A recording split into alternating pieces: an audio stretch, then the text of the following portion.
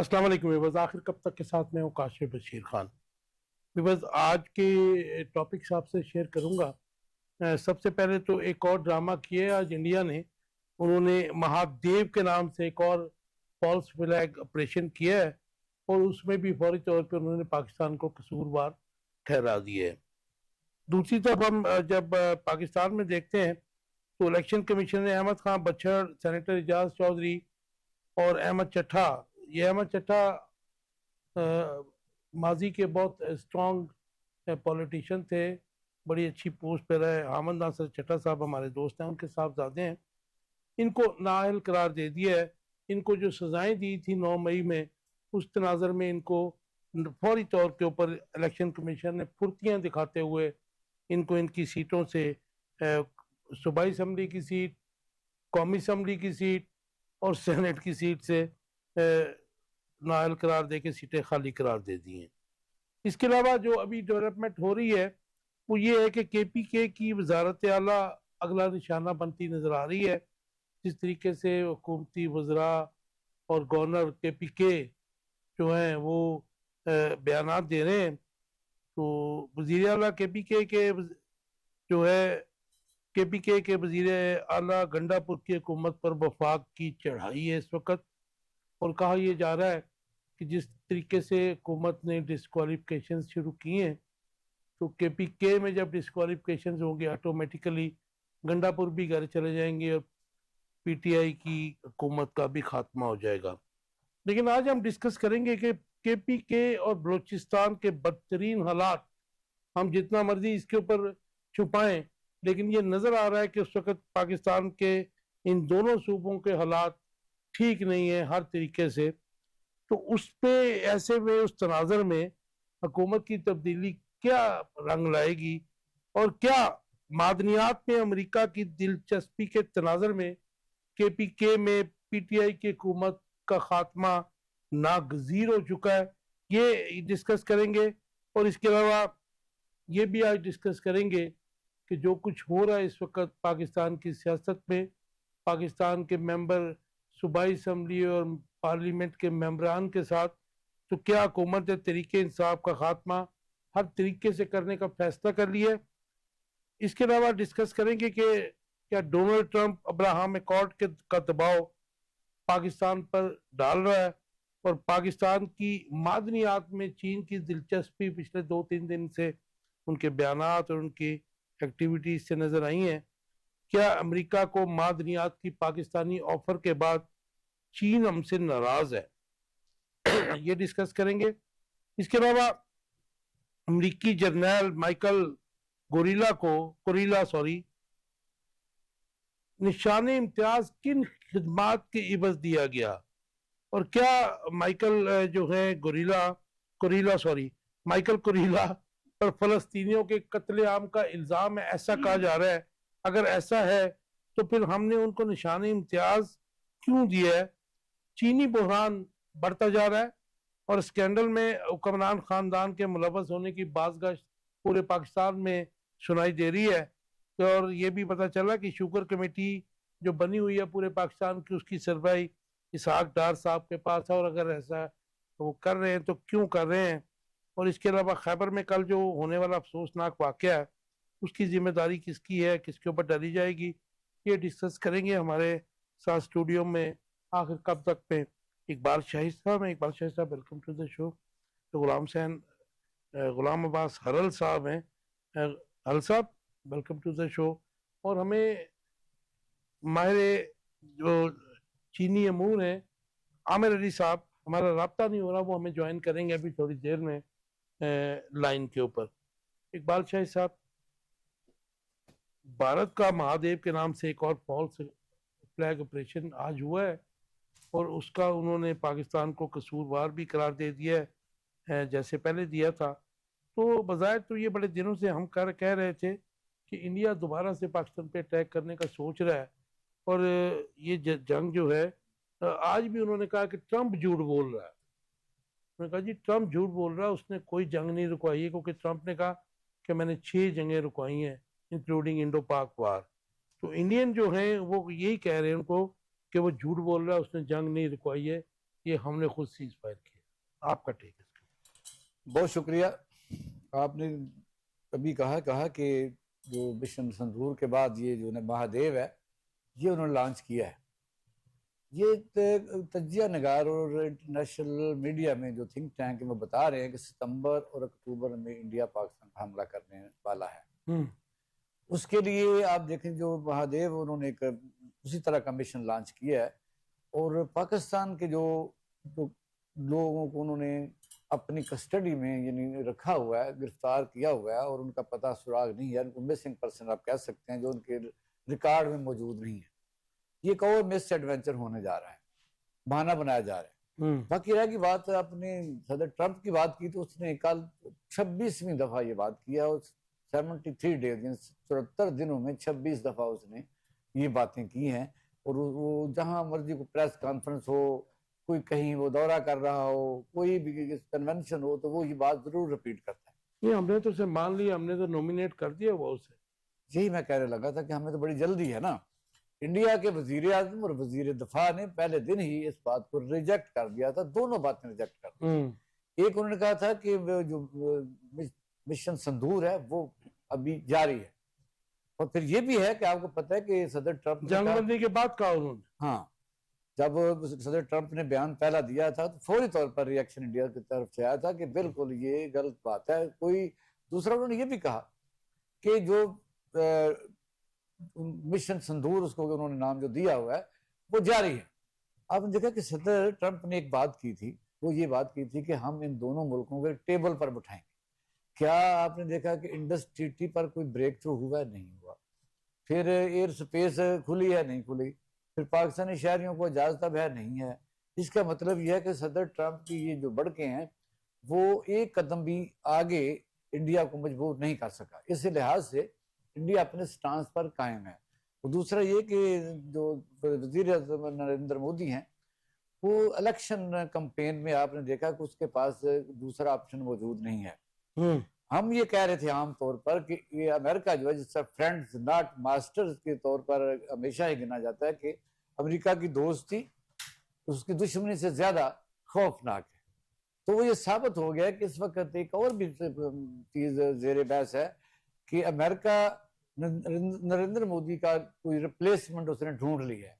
क्योंकि नरेंद्र मोदी जो है वजीर आज़म इंडिया, वो इस वक्त आपने देखा मिडल ईस्ट में, और 20 साल से उन्होंने एक ऐसा रोमांस अपनी ताकत का, इकानमी का और अपने आप कह सकते हैं सुपरमेसी का एक ऐसा गिलाफ चढ़ाया हुआ था जो पाक भारत जंग के दौरान बिल्कुल तार तार हो गया। फिर ये भी है कि जब उनकी ये बात की जाए कि राफेल और दूसरे तैयारे 6 गिराए हैं तो पाकिस्तान का कोई खास नुकसान नहीं हुआ और बड़ी इबरतनाक शिकस्त इंडिया को हुई है। तो आप देख सकते हैं कि इस पर इलेक्शन पर बड़ा बुरा असर पड़ता है। इसलिए नरेंद्र मोदी जो है वो मिस एडवेंचर करेगा। और आज ही की खबर ये है कि बॉर्डर्स जो LOC है और जो रेगुलर बॉर्डर है इसके थोड़ी दूर ही इंडिया अपनी फौजी किस्म की चीजें जमा कर रहा है। तो इसीलिए मैंने आपको कहा, और इसीलिए मैंने आपको कहा कि पाकिस्तान भी उस पर नजर रखे हुए है। लेकिन ये बात दुरुस्त है कि नजर ऐसे आ रहा है कि सितंबर या अक्टूबर को पाकिस्तान के ऊपर एक जंग मुसल्लत की जा रही है। उसके लिए एक और मिस एडवेंचर जिसको आप महादेव कह सकते हैं, वही वो पाकिस्तानी जो लोग मिसिंग पर्सन उन्होंने अपने पास रखे हुए ये मिस एडवेंचर में काम आएंगे। क्योंकि उनसे गलती जो पहलगाम में हुई है वो ये है कि किसी भी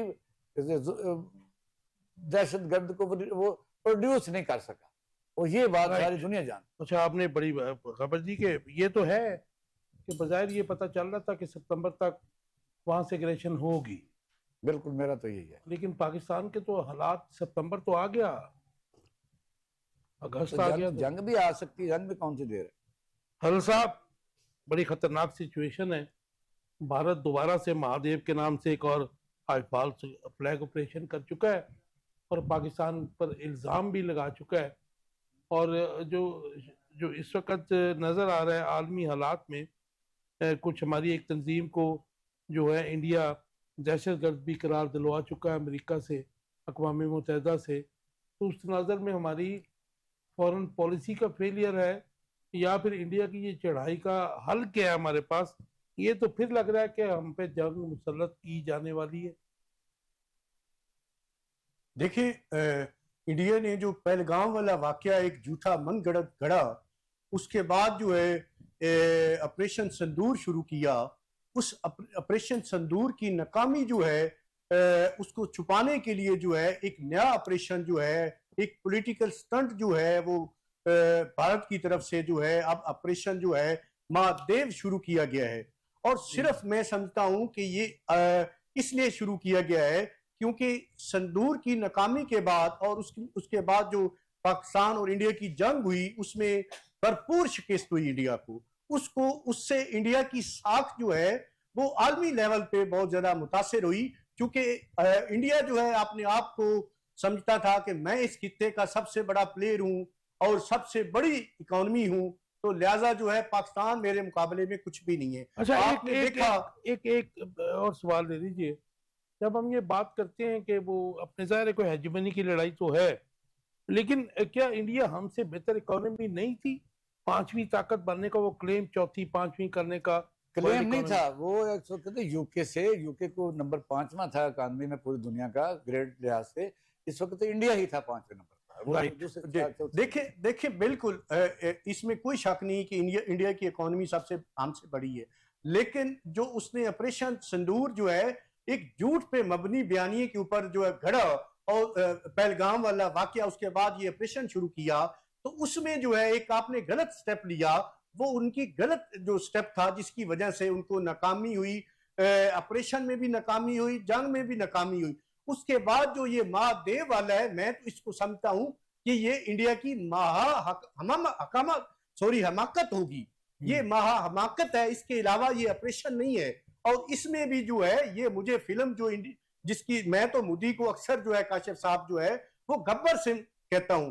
ये गब्बर सिंह जो है इसका स्क्रिप्ट राइटर जो है वो एक ही है जो इसको इस तरह के गलत मशवरे देता है कि आप जो है ये 225 अरब लोगों का मस्कन है, ये खित्ता जो है उसको आप जंग की तरफ धकेल के एक झूठा बयानिया बना के जो है आप फिर अपने मुंह की खाती है, आपको शिकस्त होती है। और इस भी मैं समझता हूं ये जो नया ऑपरेशन है जिसकी बुनियाद जिसको बुना के आप जो है लोगों के हकूक जो है उस पर डाका डालेंगे, लोगों का कत्ले आम करेंगे, आप जो है एक्स्ट्रा जुडिशियल किलिंग करेंगे, लोगों को हरासा करेंगे। और आपने जो पहले लोग वहां पे कैद में रखे हुए हैं उनकी जस्टिफिकेशन के लिए ये आपने ड्रामा रचाया है। तो मैं इसमें भी इनको मुंह की खानी पड़ेगी। और जो रही सही साख है इनकी, लेकिन मेरा हल साहब आपसे सवाल ये है कि हम आपकी किसी बात से मैं इख्तलाफ नहीं करता। जाहिर है कि वो इंडिया ये कर रहा है, मोदी कर रहा है, लेकिन हम जंग को कैसे अवॉइड करें, कैसे करें? हमारी तो इकोनॉमी भी आपको पता है बॉटम के ऊपर है, सस्टेनेबिलिटी। मैं आपकी तरफ भी आ रहा हूं। बात ये है कि आपने देखा कि क्या ये शिकस्त इंडिया को हुई है? सिर्फ इंडिया को शिकस्त नहीं, ये बड़ा इस खित्ते को शिकस्त हुई है। देखिए काशिफ साहब, और पहले भी हमने अवॉइड किया। हमने जब हमारे ऊपर जंग मुसल्लत की गई, हमने हत्तुल इम्कान कोशिश ये की, हम जंग में नहीं जाना चाहते थे। हमने अपने डिफेंस में जो इंडिया ने हम पे इल्जाम लगाया पहलगाम वाकये का, हमने पूरी दुनिया को कहा कि आप जो है न्यूट्रल अंपायर जो है मुकर्रर कर लें, आप उसके सामने अपने सबूत ले जाएं, शवाहिद ऐसे दिखाएं कि हम जो है उसमें हमारा कहीं से हमें कनेक्ट कर सके। लेकिन इंडिया जो है इससे भाग गया। उसकी वजह यह थी कि इंडिया के पास ऐसे कोई शवाहिद देखें बात पता क्या है गुलाम अब्बास सरल साहब, ये इंडिया क्यों देता? हो सकता है पास से नहीं। देखें ये एक ट्रेंड है सुपर पावर्स का। वो क्लेम करता था कि मैं सुपर पावर हूं। अब जब ये अमेरिका आया है, लीबिया में घुसा है या इराक में इवन घुसा है केमिकल वेपन्स का झूठा नाम देके, और मिडिल ईस्ट में जहां जहां घुसा है, इवन अफगानिस्तान में भी घुसा है, तो उसने झूठ बोल के ही आया ना जी। देखिए ना हम इराक हैं ना हम लीबिया हैं, प्रूफ दिए उसने जी। देखिए काशिफ साहब, ना हम इराक हैं ना हम लीबिया हैं, हम एक एटमी पावर है, एटमी कुव्वत है। तो ये इसको सोचना चाहिए कि ऐसा कोई हमला करते हुए, ऐसी कोई जारियत मुझे अल साहब ज्वाइन किया है आमिर अली साहब ने। वेलकम टू द शो जी आमिर साहब, can you hear me? Thank you very much sir, I can hear you. जी आपको आवाज आ रही है मेरी? ये बिल्कुल क्लियर है। प्रोड्यूसर साहब जरा आवाज क्लियर कीजिएगा। जी आवाज क्लियर है। हेलो जी आमिर भाई, आवाज आ रही है आपको? जी सर, मुझे आपकी आवाज आ रही है। राइट, आपका टेक चाहूंगा, ये जो आज ऑपरेशन किया, फॉल्स फ्लैग ऑपरेशन महादेव के नाम से इंडिया ने, क्या करना चाह रहा है इंडिया? देखिए, जो एक हो चुकी है अच्छा, और जो हमने 10 मई को जो कुछ कर दिया था, ये पहले भी फॉल्स फ्लैग ऑपरेशन ही थे। राइट। ये आप क्या समझते हैं कि खाली पुलवामा का इंसिडेंट था, पहलगाम का था? उससे पहले पुलवामा का इंसिडेंट, उससे पहले गोधरा ट्रेन इंसिडेंट, उससे पहले गुजरात में जो कुछ हुआ, ये सब कुछ पाकिस्तान करवा रहा था। अगर इन्होंने इसे फॉल्स फ्लैग ऑपरेशन का नाम देना है, तो सबसे पहले तो ये जाकर देखें कि मणिपुर में क्या हो रहा है। मणिपुर तो पूरा चल रहा है, उसमें तो पाकिस्तान का ताल्लुक नहीं है। नागालैंड के बॉर्डर के ऊपर लिख के लगाया हुआ है कि Indians are not allowed beyond this point. आपके त्रिपुरा की मजलिस के जो उनके जो कैबिनेट है, उनके जो चीफ मिनिस्टर है, वो अमेरिका में बैठ के कहते हैं कि जनाब we are no more with China with India. Aamir साहब, ये तो तो उनके इंटरनल फॉल्स फ्लैग ऑपरेशन है। अब वो ठीक हो गया आपकी बात, लेकिन जो इस वक्त पाकिस्तान के ऊपर एक और जंग थोपने की कोशिश कर रहा है और ऑलमोस्ट सर्टन नजर आ रहा है। अभी इकबाल शाहिद साहब भी और गहलोत साहब भी ये कह रहे थे, इनकी भी ओपिनियन ये है कि सितंबर में जिस तरीके से बॉर्डर्स पर फौजें और एम्यूनेशन इकट्ठा किया जा रहा है, तो मोस्ट जो है प्रोबेबली जो है सितंबर में वो फिर अटैक करेगा। तो हम इसको कैसे अवॉइड कर सकते हैं? रीजन ये नहीं है, इसकी बिल्कुल रीजन ये नहीं है। पाकिस्तान इकोनॉमिकली फ्लाई कर रहा है, और जब पाकिस्तान फ्लाइंग मोड में है, बेसिकली ये पूरी जो ताकतें हैं ये मिलके पाकिस्तान की इकोनॉमी को डिस्ट्रैक्ट करने की एक भरपूर मुहिम चला रही है। और इसमें कतई किसी किस्म के कोई ऑपरेशन, कोई ऐसी बात नहीं है। एक दफा पहले आए थे, एक दफा फिर आ जाए। उनके तो अपने एनालिस्ट ये कहते हैं कि हम स्ट्रेटेजिकल पॉइंट ऑफ व्यू से पाकिस्तान से बेहतर नहीं है। अगर वो ट्राई करना चाहते हैं तो दे कैन सी। और हम ना सिर्फ एटॉमिक पावर है, बल्कि काशिफ साहब, हम कन्वेंशनल वॉर में भी पाकिस्तान की जो बिल्कुल एग्री जी, आपसे मैं एग्री करता हूं। लेकिन आपका जो आपने इकोनॉमी की बात की जा रही है कि इस वक्त जो पोजीशन है ऑन ग्राउंड तो बड़ी तो हौलनाक है, बॉटम पे है हमारी इकोनॉमी, आम आवाम, और सबसे बड़ी बात पॉलिटिकल अनस्टेबिलिटी जो है वो भी बड़ा काउंट करती है, सस्टेनेबिलिटी भी काउंट करती है जंग में। और जंग में समझता हूँ कि कौमों की जिंदगियों में ऐसे मौके आते हैं कि जब जंगें नागजीर हो जाती हैं तो फिर वो लड़नी भी चाहिए। काशिफ साहब, मैं अपनी ऑब्जर्वेशन आपको दे देता हूं। जी जी। पाकिस्तान 78 इयर्स के बाद अप्रैल, मई और अब जून और चौथा महीना है कि जहां अपने बजट सरप्लस में जा रहा है, बजट डेफिसिट में नहीं जा रहा। अगर कोई भी बंदा ये कहता है ना कि पाकिस्तान की इकोनॉमी डिस्टेबल है, तो मैं उसकी बात से एग्री नहीं हूं। आप ये देखिए, आज हमारे पास टाइम थोड़ा है, हम कुछ और जो टॉपिक्स है वो डिस्कस करने जा रहे हैं। एक सवाल का जवाब दे दीजिए कि पाकिस्तान को जो ये जंग हुई है अभी अप्रैल मई में, इसमें चाइना ने आपको पता कि हमारी बड़ी सपोर्ट की है। इवन देन जो है हमारे इसहाक डार साहब जो फॉरेन मिनिस्टर भी हैं, नायब वजीर आजम भी है, कुछ 26 से ज्यादा जो नेशनल कमेटीज हैं उनके भी चेयरमैन हैं, वो अमेरिका में क्यों जा रहे हैं बार बार? वो कि अक़वाम मुत्तहिदा की सलामती कौंसिल का इजलास था, लेकिन उनकी जो एक्टिविटीज हैं वो कुछ और नजर आ रही है। इससे आप समझते हैं कि चाइना को हम अवॉइड कर रहे हैं? No, I don't feel like that. The Chinese, they are very wise people, and they know that Pakistan have to play in another diplomatic ground. And this is the diplomatic ground where we are playing now. लेकिन जब politics को हम देखते हैं, why not? But on the other side आप ये देखिए कि चाइना के साथ हमारी इकोनॉमिक टाइज किस लेवल पे जा रही हैं, where we are going to make a collaboration on ground against this terrorism. लेकिन आमिर भाई जो इस वक्त इंटरनेशनल पॉलिटिक्स है, जो जियो पॉलिटिक्स है, उसमें हम हेड ऑन कोलिजन देख रहे हैं चाइना का और अमेरिका का। उस तनाजर में ये बात मैं कर रहा था आपसे।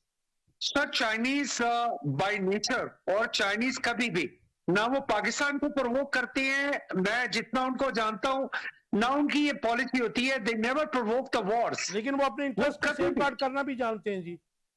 और सेफ गार्ड देखिए, आपके साथ उनके स्टेक्स थे, आपके साथ उनके स्टेक्स थे सिर्फ फेज 1 के सी पैक के। अगर आपके सी पैक फेज 2 के उनके साथ स्टेक्स आ जाते हैं तो वो आपके साथ फिर किस तरीके से खड़े होंगे? वो तो वही तो हमें मेरे कहते साथ हैं आप कि मेरे you are साथ the ही iron रहिएगा। brother। मैं हम जरा प्रोग्राम को आगे बढ़ाएं। इकबाल शाही साहब, जरा ये लोकल आपके पॉलिटिक्स का इंटरनल पॉलिटिक्स है। केपीके के वज़ारत आला इलेक्शन कमीशन ने अहमद खान बच्चड़ और सेनेटर एजाज चौधरी और अहमद चट्टा को फौरी उन्होंने फुर्तियां दिखाई और नाअहल करार दे दिया।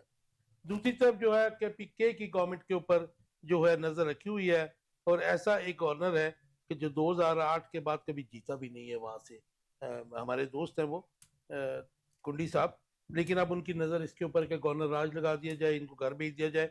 और दूसरी ऑप्शन एक और भी है जो कि उनके बुजुर्ग नून लीग के बार बार बात कर रहे हैं कि जी इनके जो MPs हैं इनको वहाँ पे भी इस तादाद में डिस्क्वालीफाई किया जाएगा कि इनकी जो अक्सरियत है अकलियत में बदल जाएगी। आप और ये जो हालात हैं बलूचिस्तान और KPK के, उन हालात में ऐसा स्टेप जो है वो क्या हो सकता है? देखिए, बात यह है कि सच बड़ा कड़वा होता है, और ये भी है एक दनाई की बात जो है ना, वो ताकत नहीं सुनती। इस वक्त पाकिस्तान में जो भी हालात हैं, जिस तरह आमिर साहब इस पर बड़ा सैर असल बात कर सकते हैं, लेकिन यह है कि ग्राउंड रियलिटी ये नहीं है। ग्राउंड रियलिटी में पाकिस्तान में बेरोजगारी है, इंडस्ट्री जो है वो बंद हो रही है, हमारा जो स्किल्ड जो ब्रेन है वो ड्रेन हो रहा है। तो पाकिस्तान में आप देखें कि जो हमारे अदारे हैं, खासकर पुलिस है, इंतजामिया है, अदालतें हैं, उसमें इंसानों के साथ क्या सलूक हो रहा है। इन हालात में यूनिटी जो है ना, उसको हम तलाश करेंगे। इन हालात में मैं ये समझता हूँ कि हुकूमत को जो ताकत का एक जोम होता है, एडवेंचरिज्म जरूरत तो थी कोई नहीं, क्योंकि अगर उन्होंने कोई आईनी तरमीम करनी होती है तो वो कर लेते हैं, जो भी उन्होंने मुल्क में निज़ाम चलाना है वो चला लेते हैं। ये तो पहले हम लोग कह रहे थे कि उनके जो 39 जो उनके पार्लियामेंटेरियन है उनको वो डिस्क्वालीफाई करेंगे। और आप देखें कि उनको इस वक्त KPK की हुकूमत में जो स्पेशल सीटों का केस है, सुप्रीम कोर्ट ऑफ पाकिस्तान के जो जजेस हैं, उन 8 जजेस ने, बल्कि 11 जजेस ने ये फैसला दिया कि मखसूस सीटें दी जाएं और 8 महीने नहीं दी गई। और जिस दिन आईनी बेंच ने फैसला किया, दूसरे दिन सीटें अलाट कर दी। और ये मैं समझता हूँ कि ये जानबूझ के कोई जरूरत नहीं होती कई दफा कि एक सूबे में किसी की हुकूमत है और पूरे पाकिस्तान में उनकी फॉलोइंग मौजूद है, इसमें कोई दूसरी राय नहीं है। तो KPK खास और सेंसिटिव इलाका भी आपने तिरा का वाकया सुन लिया है, वहाँ आप देखिए गेम क्या हो रही है जो मेरी नजर में, क्योंकि आमिर साहब से अच्छा, इसका कोई लिंक करेंगे आप उसको? जो पाकिस्तान ने मादनियात को वही मैं कर रहा हूँ। अमेरिकन, मैं ये सवाल आमिर साहब से यही करना चाहता था कि हमारे जज्बात एक तरफ, हमारी एक फॉलोइंग या किसी के साथ रोमांस एक तरफ, एक ही टाइम पर हमारे फील्ड मार्शल साहब चाइना जाते हैं, उसी दिन और उसी लम्हे ही हमारे डिप्टी प्राइम मिनिस्टर अमेरिका जाते हैं।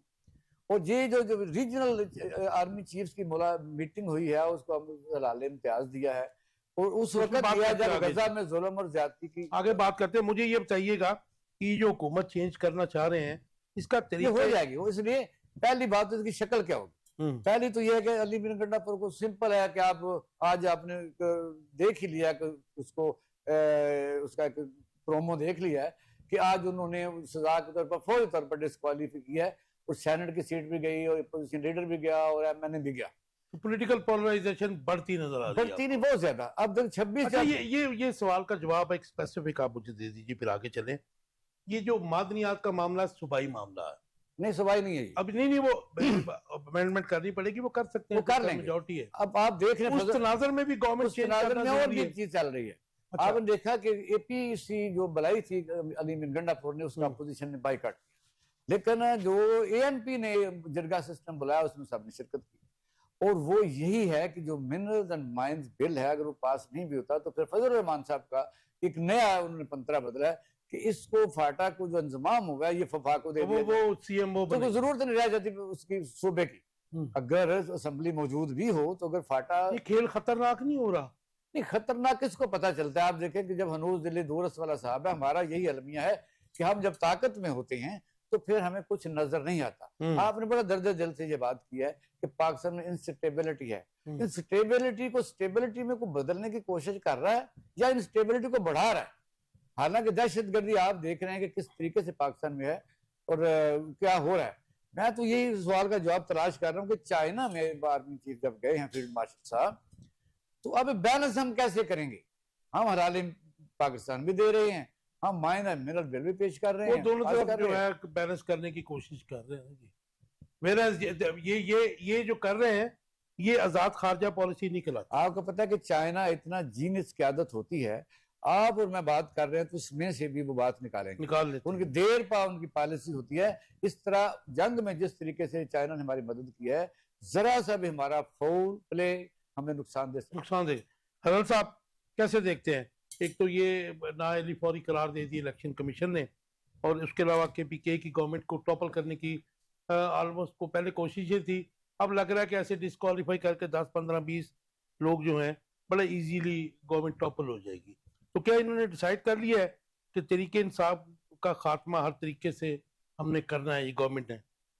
देखिए 9 मई वाले मामलात में भी जो वाकयात हुए उसमें भी हमने दोहरा मेयार देखा। निज़ाम अदल का भी और इदारों का भी जो उसमें किरदार था वो भी दोहरा मेयार रहा। अब जो लोग हैं जिन्होंने मजम्मत की और वफादारी तब्दील कर ली अपनी, लेकिन वो बाकायदा इन वाकयात में वो नजर आ रहे थे, लेकिन उनके खिलाफ ना कोई मुकदमा बना, ना कोई सजा हुई, ना नाअहली हुई।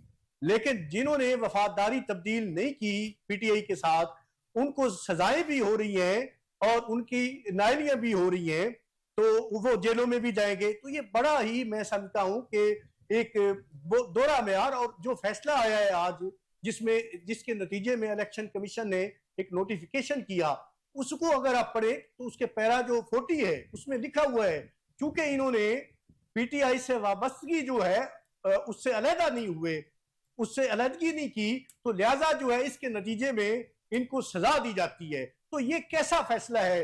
मैं इसमें कानून में इसकी कोई वुकत नहीं है इस फैसले की। तो फिर इसका चैनल भी मतलब तो- है कि आप पॉलिटिकली विक्टिमाइज कर रहे हैं। 9 मई जो है वो एक बहाना है।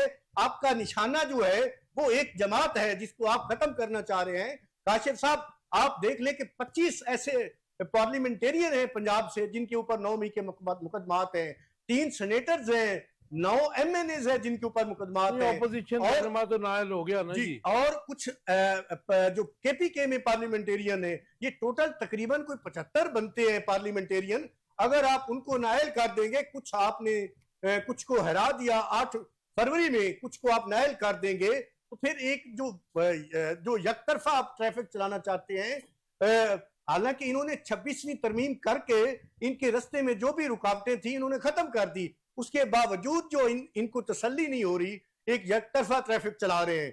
और जहां पे आपने माइंस और मिनरल की बात की, देखिए पहले वो फेडरल से प्रोविंशियल सब्जेक्ट बना 18वीं तरमीम के नतीजे में, उसके बाद जो है आप ये 27वीं तरमीम करके उसको फेडरल का सब्जेक्ट बना रहे हैं, और उसके हवाले से इनका कोई अमेरिका के साथ ऐसा ये मुआहदा करना चाहते हैं।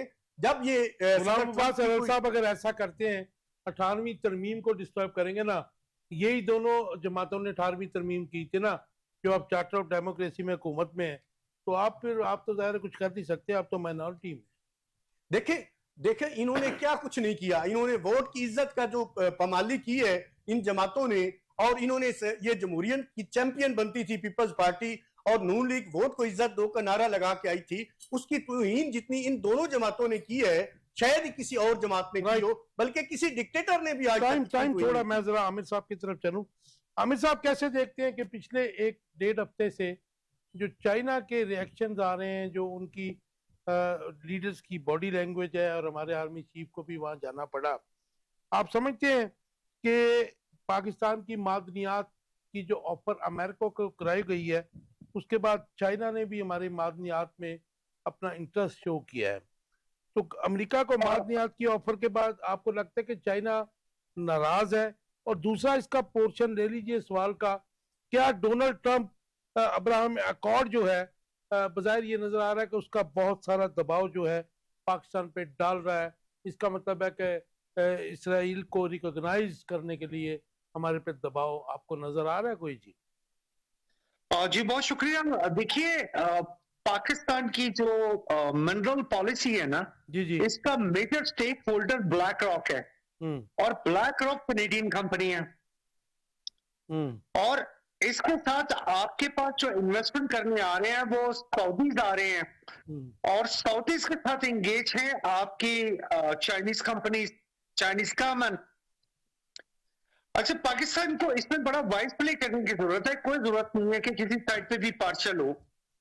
Where we have the interest, where we have the national interest.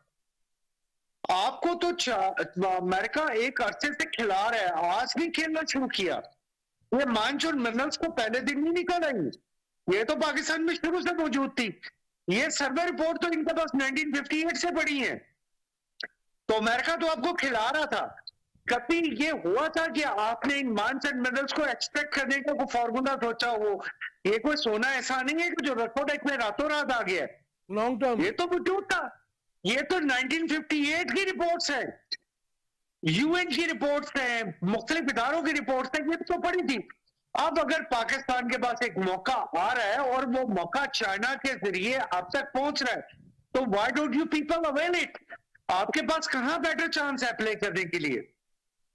और लेकिन मुझे आमिर साहब ये बताइए कि जिस तरीके से पाकिस्तान ने उनकी नुमाइश लगाई और जिस तरीके से ऑफर की, आपने को पास में दुनिया का ऐसा मुल्क देखा जिसने अपना जो सोना है, सोना ही कहेंगे ना आप इसको, जो है गो के वो एक लेंथी ये सारा प्रोसेस है, लेकिन जिस तरीके से हम उन्हें देना चाह रहे हैं किसी को भी, अमेरिका हो या कोई और मुल्क, ऐसा भी नहीं देखा हमने कहीं। देखिए, पूरी दुनिया में गोल्ड एक्सट्रैक्शन या कॉपर एक्सट्रैक्शन के सेट फॉर्मूलाज हैं। आप ये जो बात कह रहे हैं ना, अगर आप इसी तरह की एग्जांपल लेके किसी भी और मुल्क में चले जाते हैं, इवन फिजी में चले जाते हैं, इवन सोमालिया में चले जाते हैं, आप बड़े से बड़े मुल्क में, आप फ्रांस में चले जाते हैं, गोल्ड एक्सट्रैक्शन की एक बड़ी ह्यूज कॉस्ट होती है। I know. उस ह्यूज कॉस्ट के बाद आपने अगर किसी को भी ऑफर कर दिए, ये नहीं है कि सिर्फ अमेरिका को ऑफर कर रहे हैं, आप चाइना को ऑफर कर दें। आपने अभी कल बात की ऑस्ट्रेलिया की कंपनीज के साथ, ऑस्ट्रेलियन माइनिंग में बहुत आगे है, उनका एक बहुत ह्यूज एक्सपीरियंस है, you can negotiate with them. आपको कोई ये मना नहीं कर रहा कि आपने सिर्फ डील जो है वो अमेरिका के साथ करनी है। You are very much open to all over the world. लेकिन हमारा जो खदशा है पाकिस्तानी कौम चाइना से, उसका रोमांस है, और सबसे ज्यादा हर मौके के ऊपर चाइना ने हमारी मदद की है, वो टेस्टेड फ्रेंड है हमारा।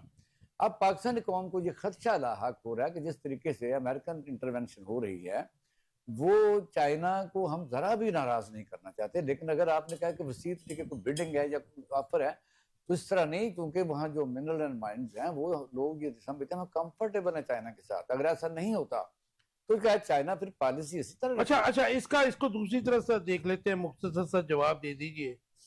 जो केपीके और बलूचिस्तान की इस वक्त सूरत हाल है, वो जाहिर है कि आप उसको इत्मीनान बख्श नहीं कह सकते हैं, बहुत सारी खराब है। उस तनाजर में आप समझते हैं कि चाइना, अमेरिका, फ्रांस, जर्मनी, किसी को भी हम मिनरल देते हैं तो वहाँ पे जो रिएक्शन आ रहा है और जो उनकी डिमांड्स हैं, उस तनाजर में आसानी से फॉरेनर्स वहाँ पे काम कर सकेंगे? देखिए, ये सब्जेक्ट को 18वीं तरमीम के तहत जैसे आपने बात की है, ये सब प्रोविंशियल सब्जेक्ट बनाया गया, जबकि पूरी दुनिया में mines and mineral federal subject होता है। अगर हम कोई ऐसी गलती कर बैठे थे तो हम उसे रिवर्स भी कर सकते हैं। और जहां तक मामला है कि आप दुनिया को इसकी एक्सेस देना चाहते हैं, आप उनके दरमियान भी मुकाबला करवाएं, उनके दरमियान भी मुकाबले की कैफियत है। ओपन बीटिंग की बात कर रहे हैं, ठीक हो गया। हमारे मुझे आमिर साहब ये बता दीजिए मुख्तसर सा जवाब। अब्राहम अकॉर्ड जो है इस वक्त, जो अमेरिका है, डोनाल्ड ट्रंप स्पेशली अमेरिका की भी बात ना करें, वो प्रेशराइज कर रहा है पाकिस्तान पे। आप कोई प्रेशर देख रहे हैं इब्राहिम अकॉर्ड के तनाजर में? ये कहने की बात है सर, अगर उन्होंने अब्राहम अकॉर्ड को ही नहीं मान लेना तो फिर तो उन्होंने मुसलमानों को मान लिया। यहूदी क्रिश्चियन को नहीं मानते, क्रिश्चियंस मुसलमानों को नहीं मानते। तो जब हमने अब्राहम अकॉर्ड ही मान लिया तो फिर तो मुसलमान जस्टिफाइड हो गए। हम भी तो यही कहते हैं ना। आपका मतलब कि तो पाकिस्तान बातें करते हैं ना वहां पे बैठ के कि जी it is under the Abraham Accord. ये कुछ भी ऐसा नहीं है सर, ये कुछ भी ऐसा नहीं है। ये इनकी पर्सनल वॉर है, ये इनकी इकोनॉमी की वॉर है। ये सिर्फ इसके आप ये अब्राहम अकॉर्ड में कभी भी नहीं लाएंगे।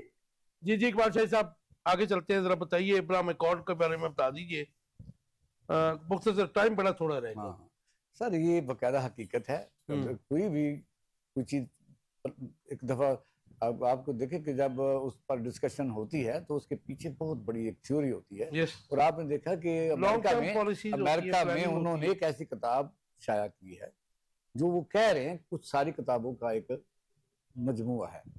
अब उसको यहाँ तक ही रहने देते हैं, लेकिन वजह ये है कि इब्राहिम अकॉर्ड के तहत वो ये कहते हैं कि तमाम जो सिलसिला है हज़रत इब्राहिम इस्लाम से आया है, और हमारे जो कुछ लोग उसके फेवर में वो दलील देते हैं कि आप कोई भी पढ़ते हैं नमाज के बाद तो जाहिर उसमें हज़रत इब्राहिम को जरा आसान जुबान में बता दें कि बेसिकली इब्राहिम अकॉर्ड जो है जिस जगह भी गले पड़ेगा, इसराइल को जो मुस्लिम ममालिक ने जिन्होंने अभी तक तस्लीम नहीं किया उसको तस्लीम कराने के लिए। तस्लीम तो ये कुछ लोग करेंगे, क्योंकि सदर ट्रंप का खुद बयान है। पाकिस्तान का बताएं जी, पाकिस्तान में ये अलबत्ता पाकिस्तान में सवाल रहेगा, पब्लिक सेंटीमेंट अगेंस्ट है, सेंटीमेंट भी वो मैनेज हो जाएंगे पाकिस्तान में। अब ये है कि ये गले में हार कौन डालता है, क्योंकि ये इस वक्त दबाव है, इसको पेंडिंग करते हैं या आगे लेके जाते हैं। हल साहब टाइम थोड़ा इसलिए देखिए इस हवाले से कायदे आजम जो है उनकी तकरीर जो है वो रिकॉर्ड पे मौजूद है।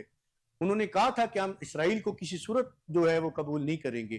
तो मेरा ख्याल है उसी तनाजर में हमारी जो मौजूदा हुकूमत है उन्हें फैसला करना चाहिए। और उसके अलावा भी आप देख लें कि इसराइल जो है उस हुकूमत के जो फलस्तीन जो है मासूम जो है उनकी जानें जो है उनके खून से रगे हुए हैं, इसराइल की हाथ जो है खून से रगे हुए हैं। उन्होंने किस बात का मुझे तो हैरत होती है जब हमारी हुकूमत जो जनरल जो है जिसने सबसे ज्यादा खून बहा करवाया वहां पे गजा में ईरान में, और उसको मिलिट्री इम्तियाज दे रहे हैं, उसके बाद तो नेतन्याहू कोई बनता है वार देना अगर देना चाहे तो। इस तरह के जो फैसले हैं ये अपनी कौम की जो है वो पसंद को देख के और अपनी कौम जो है उसको ख्वाहिशों के मुताबिक फैसले करने चाहिए हुकूमत को, बजाय कि किसी आप अमेरिका को या किसी भी ऐसी इंटरनेशनल लॉबी को खुश करने के लिए आप इस तरह के फैसले करते हैं। तो आप तो गुलाम अब्बास अहल साहब अमेरिका की माइट से फिर आप इनकारी हैं। देखिए मैं समझता हूं आपकी खुद मुख्तारी जो होती है वो सबसे ज्यादा अहम है। आपने मिसाल दी भारत की कि वो अपनी जहां खुद मुख्तारी का मामला होता है तो वह खड़े हो जाते हैं, हालांकि हमारे से ज्यादा वजीर खारजा कहता है कि जी आपकी आफिया सिद्दीकी को अरेस्ट उन्होंने किया है, पॉलिटिकल गेन्स के लिए उन्होंने ठीक किया है, तो फिर कौन सी सोवरेनिटी? देखिए वैसे सच्ची बात है, हमारी कोई डिप्लोमेसी नहीं है, हमारी तो गुलामी है। हम जितना मर्जी हम अपनी तनख्वाह लेते हैं और नौकरी करते हैं। राइट। हामिद साहब कैसे देखते हैं अमेरिकन जर्नल माइकल कुरिला को निशान इम्तियाज? आप जरा मुझे बता दीजिए कि किन खिदमात के इवज दिया गया है, और कहा यह जाता है कि माइकल कुरिला पर फलस्तीनियों के कत्ले आम की आहनत का इल्जाम है, बल्कि वो शामिल थे नेतन्याहू के साथ। देखिए ये तो सबसे पहले उनके नाम से जाहिर होता है कि वो उनके नाम पे एक ज्यूस कैंप मौजूद है, लेकिन उसके बावजूद अगर हमारी गवर्नमेंट ने उनको किसी तरीके से अकोमोडेट करना चाह रहे हैं या अवाम में एक तासुर देना चाह रहे हैं कि in the future we can also go to recognise this unfair ये जो स्टेट है इसराइल, जिसके बारे में वाकई ऐसे ही कहा गया, तो शायद ये कोई इंटरनेशनल लॉबी कुछ ऐसा काम करवाने की कोशिश कर रही है कि पाकिस्तान के लोगों के दिल में एक सॉफ्ट कॉर्नर बनाने की या कोई ऐसा इमेज बनाने की। उनके तो नाम के साथ ही माइकल कुरिला के नाम के साथ ही लिखा हुआ है ही इज अ ज्यू, और आपने उस ज्यू को सपोर्ट कर दिया। ये होती है, और जो आपने कहा कि उसके हाथ रंगे हुए हैं तो जाहिर है गवर्नमेंट। आपका सवाल बड़ा वैलिड था, इकबाल शाहिद साहब वो बकायदा यहूदी है। आपका सवाल बड़ा वैलिड था, उसको किन खिदमात के इवज किया या फिर ये मुझे ये है कि आ रहा है पाकिस्तानी कौम ग्राउंड बनाई जा रही है, पाकिस्तानी कौम देखना चाहती है या सुनना चाहती है या उसके लिए इजाफा चाहती है कि आखिरकार पाकिस्तान की फेवर में जनरल कुरिला ने कौन कौन सी, यही तो that's what I am asking, this is the question. तो ये बात तो नजर आ रही है कि आप देखेंगे इससे भी आगे हमने तो नोबेल प्राइज के लिए भी सदर ट्रंप को अब वो हम सबसे पहले ये भी है कि जो इस वक्त इंडिया की बात मैं रिलेट करूंगा, इंडिया ने नहीं किया, हमने किया है। हमने किया ना, हमने इकबाल बकायदा- चाहे साहब, एक और वाकया मैं बताना चाहता हूँ। जी जी क्या वो बाटा जो इसको 1985 में सदर जियाउल हक ने 1924 के एंड में बुला के निशानी इम्तियाज दिया था, तो वो बाटा को डायरेक्टली दिया गया? क्या सबको नहीं पता था कि बाटा इज अ ज्यू? तो वो भी तो दिया गया था। लेकिन बाटा तो जाहिर है कि दुनिया का सबसे बड़ा बिजनेसमैन था, शू मेकर था, वो तो उसको तो उस तनाजुर में मिला। लेकिन ऐसा जो जर्नैल हमारे नजदीक तो क्राइटेरिया है ना कि आपने ज्यू को दे दिया। बहरहाल तो ये जो आप समझते हैं कि इस जीव को देने में कोई बुरा नहीं है। जियो का वो सर, मसला मैं नहीं, बिल्कुल मसला ऐसा नहीं, नहीं वो है। ये नहीं कह रहे, वो ये मैं कह रहे तो हैं इस चीज को कि अगर condemn कर दिया रहा हूं। है तो ये जाहिर एक सवाल तो है।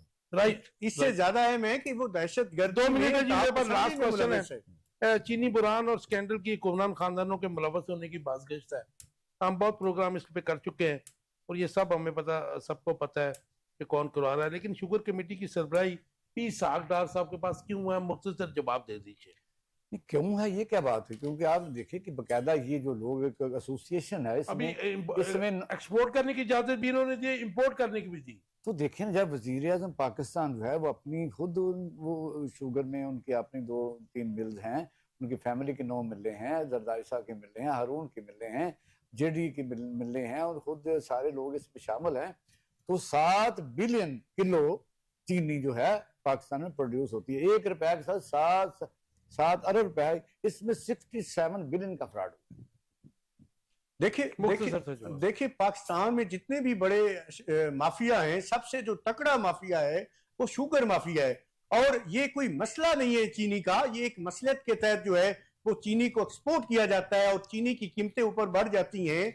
आप देख ले काशिफ साहब, जब नवंबर में क्रशिंग का सीजन, गन्ना क्रशिंग का सीजन शुरू हो रहा होता है, उस वक्त जो है चीनी इंपोर्ट कर ली जाती है और जो किसान है बेचारा, उसकी फसल को रेट ना मिले। किसी को कोई पकड़ा जाएगा, किसी को सजा होगी नहीं होगी।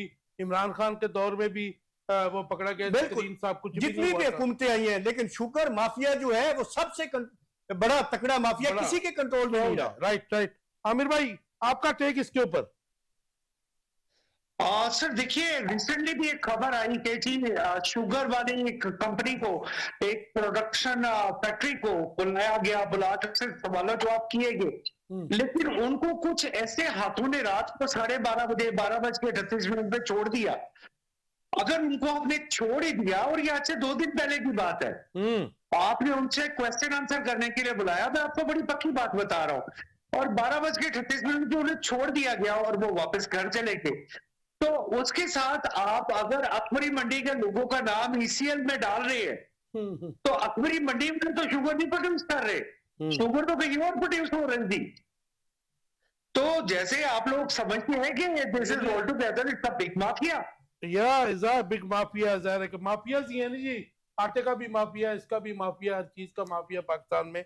तो फिर हम ये समझे कि जो होता रहा यही होगा, किसी को सजा नहीं मिलेगी, अवाम भुगतेंगे सब। नहीं सर, आप आवाज उठाइए काशिफ साहब, आप आवाज उठाइए, आपके साथ आवाजें मिलेंगी। हमारा काम तो जरूर विसल आवाज ब्लो करना उठाएंगे। है। आमिर भाई, हम तो विसल ब्लो करते हैं, जाहिर है कि फिर अब बाकी इदारों को ये काम करना पड़ेगा। टाइम खत्म हो गया। आप सब दोस्तों का बहुत शुक्रिया। अभी बस आप देख रहे थे आखिर कब तक हमने की कि जो लेटेस्ट डेवलपमेंट्स हैं इंटरनेशनली भी और लोकली भी, उनके ऊपर बात कर सकें। लेकिन जो बात है, जाहिर है कि ओपिनियन आमिर साहब की अपनी ओपिनियन है, बाकी जो दूसरे मेरे गेस्ट थे उनकी अपनी ओपिनियन है, लेकिन फैसला आपको करना है कि पाकिस्तान के हालात किधर जा रहे हैं। अब्राहम एकॉर्ड जो है फ़लस्तीन और इसराइल के तनाज़र में इस वक्त डोनाल्ड ट्रंप साहब जो कर रहे हैं वो बड़ा ख़तरनाक खेल खेल रहा है, और हमें हमारी गवर्नमेंट के ऊपर बहुत इमेंस प्रेशर है कि इसराइल को तस्लीम कर दिया जाए। लेकिन अफसोस की बात यह है कि अभी जो हरल साहब ने बात की थी कि कायदे आज़म मोहम्मद अली जिन्ना की बात की थी, वो बिल्कुल इसके खिलाफ थे। लेकिन इससे भी बड़े अफसोस की बात यह है कि हम तो ऐसे कोई हस्पताल जो हैं उनके नाम भी मिटा रहे हैं कि जिनका नाम जिना के नाम के ऊपर हो, तो हम कायदे आज़म की बात कहाँ से मानेंगे।